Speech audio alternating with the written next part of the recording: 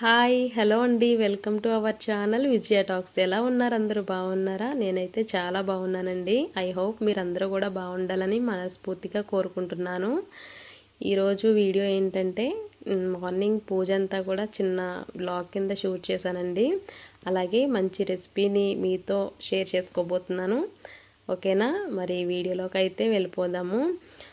Actually ఇది Monday రోజండి. అంటే ఈ రోజుదే ఈ వ్లాగు. మార్నింగ్ అంటే మా వరుణ్ స్కూల్కి వెళ్ళాక నా పూజ అంతా కంప్లీట్ అయిపోయిందండి. మండే రోజు ఖచ్చితంగా పూజ చేసుకుంటాను నేను. అలాగే తులసం దగ్గర కూడా దీపం పెట్టేశాను. బయట ముగ్గు చూసారా? బాగుంటే కామెంట్ చేయండి. ఓకేనా? అలాగే మీరేం చేశారు, ఏంటి ఈరోజు విశేషాలు ఏమైనా ఉంటే నాకు కామెంట్స్లో షేర్ చేసుకోండి నాతోని. ఇక నుండి డైలీ వ్లాగ్ కానీ లేదా రెసిపీ కానీ ఖచ్చితంగా షూట్ చేసి ఖచ్చితంగా పెడతానండి. మార్నింగ్ అండ్ లేదా ఆఫ్టర్నూన్ కానీ లేదా ఒక రెసిపీ అయితే ఖచ్చితంగా మన ఛానల్లో వస్తూ ఉంటుందండి. ఖచ్చితంగా చూడండి అందరూ కూడా. ఓకేనా? ఒక చిన్న రిక్వెస్ట్ అండి, ఎవరైనా ఫస్ట్ టైం మన ఛానల్ని వాచ్ చేస్తుంటే ప్లీజ్ సబ్స్క్రైబ్ చేసుకోండి. ఇంట్రెస్ట్ ఉంటే ఖచ్చితంగా ఛానల్ని చెక్ చేయండి. అలాగే మంచి సపోర్ట్ ఇస్తారని కోరుకుంటున్నాను. ఇక్కడ నేను మీకు శనగపప్పునైతే చూపిస్తున్నాను. 1 అవర్ నానబెట్టేశానండి శనగపప్పుని. శనగపప్పుతో కర్రీ అయితే చేయబోతున్నాను. ఇంకా చూసేయండి ఎలా ప్రిపేర్ చేశాను.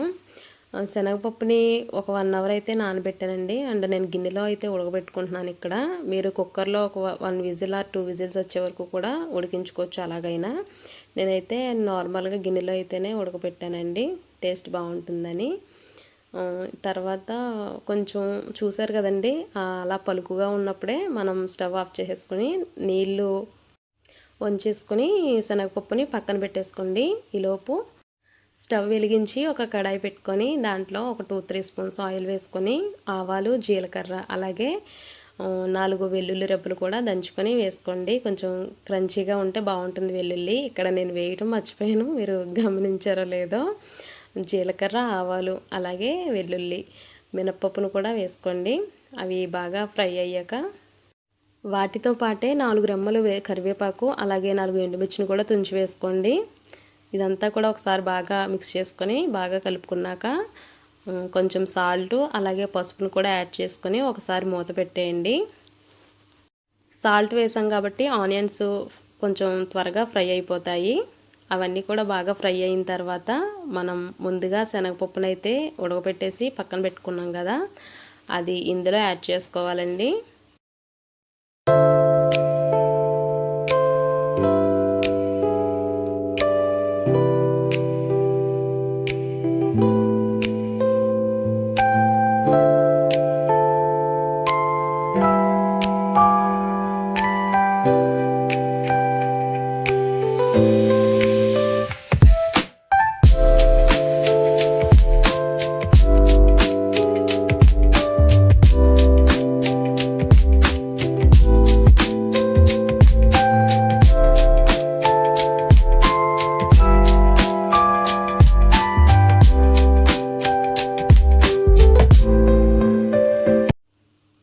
మొత్తం శనగపప్పునంతా ఇందులో యాడ్ చేసుకున్నాక ఒకసారి మొత్తం మిక్స్ చేసుకొని అలా కలుపుకొని ఒకసారి లిడ్ పెట్టేసుకోండి. బాగా ఫ్రై అవుతుంది. ఒక 10 మినిట్స్ వరకు అలా వదిలేస్తే సరిపోతుంది.